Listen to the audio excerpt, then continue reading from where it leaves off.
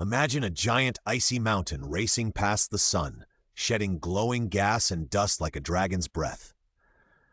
Stay with me, because by the end of this video, you'll understand exactly what happens when comets dive into the inner solar system. Here's the deal.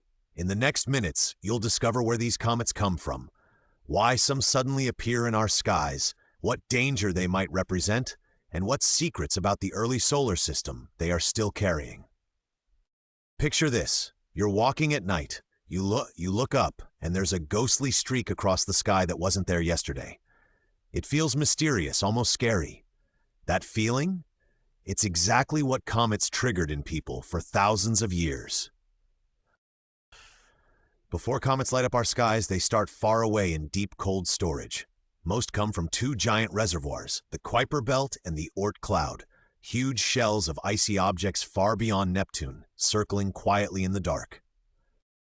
Sometimes a tiny nudge from a passing star or a gravitational tug from a giant planet changes a comet's orbit. Suddenly, this frozen rock ice ball is on a new path that will send it plunging toward the inner solar system and our warm sun. As the comet travels inward, it's still mostly invisible, a dark, frozen nucleus a few kilometers across. Imagine a dirty snowball made of ice, rock, and frozen gases like carbon dioxide and methane, all locked up in deep cosmic cold. Now, the sun's energy grows stronger. The surface of the nucleus heats up, ices begin to sublimate, turn straight from solid to gas, and jets of gas and dust erupt. The comet starts to surround itself with a fuzzy glowing cloud called the coma. Here's something cool. The coma can be tens of thousands of kilometers wide, but the nucleus inside stays tiny by comparison. From far away, you don't see a snowball. You see a floating, glowing blur growing brighter as it approaches the sun. Now the iconic tails appear, not one, but usually two. A straight ion tail made of charged gas pushed by the solar wind, and a curved dust tail made of tiny particles. Together, they paint enormous glowing streaks across space. Here's a detail many people miss. Comet tails always point away from the sun, not behind the comet like smoke from a moving train. So when the comet swings around the sun, its tail can actually point almost ahead of its direction of travel. As the comet crosses the orbits of the inner planets, it's moving incredibly fast, tens of kilometers every second. In our sky, that can mean its brightness and position change night after night, turning it into a short-lived cosmic visitor. This is when we from Earth finally notice it. If the geometry is right, the coma and tails reflect sunlight toward us, and a previously unknown point of light suddenly grows a tail. Astronomers rush to measure its orbit and predict its path.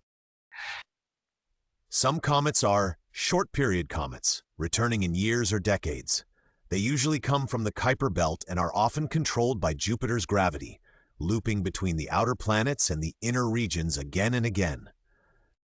Others are long-period comets, with orbits lasting thousands or even millions of years. They can plunge in from the distant Oort Cloud once, pass the sun a single time, and then disappear back into the dark, maybe forever.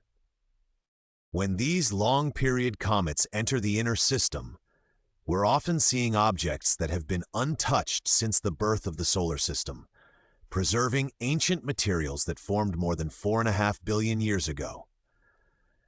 Space missions like ESA's Rosetta have actually visited comets, orbiting them and landing on their surfaces. The data confirm comets are incredibly ancient, fragile, and loaded with organic molecules and water ice. Here's why that matters. Comets might have helped deliver water and organic molecules to the young Earth.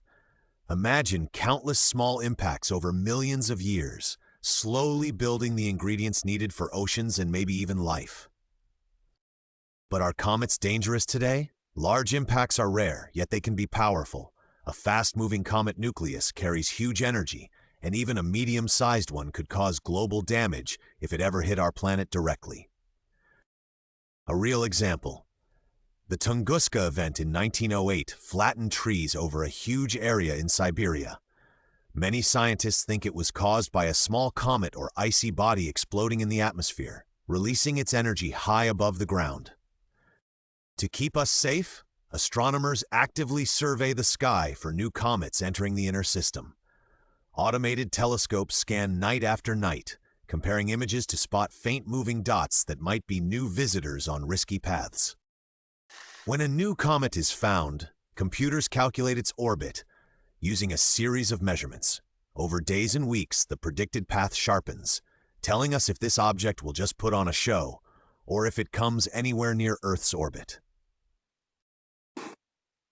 Most of the time, the news is good. The comet passes safely by and becomes a beautiful object for telescopes and backyard observers. Astronomers share charts and maps, and people around the world step outside to try to spot it. As the comet swings around the sun at its closest point, called perihelion, it reaches maximum activity. The coma is large, the tails are long, and the solar wind and radiation shape and twist those tails in constantly changing patterns. Leaving the sun behind, the comet begins to fade. Less heat means less gas and dust, the coma shrinks, and the tails grow thinner. From Earth, the once brilliant streak slowly dims, becoming invisible again to the unaided eye. But the story isn't over. Each passage strips some material from the nucleus, reshaping its surface. Over many orbits, a once active comet can become a darker, quieter object, more like an asteroid, with little remaining ice. The inner solar system is constantly being visited by these icy travelers, each one carrying clues about our origins.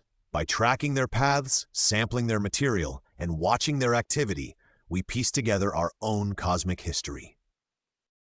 Next time you hear about a new comet heading toward the inner system, remember, it's not just a pretty streak. It's an ancient messenger from the edges of our cosmic neighborhood, briefly lit up so we can study it before it vanishes. Stay curious, because in upcoming videos we'll look at how we might one day redirect dangerous objects and even mine comets for resources. For now, hit pause on the everyday sky and imagine all those silent travelers rushing past above you.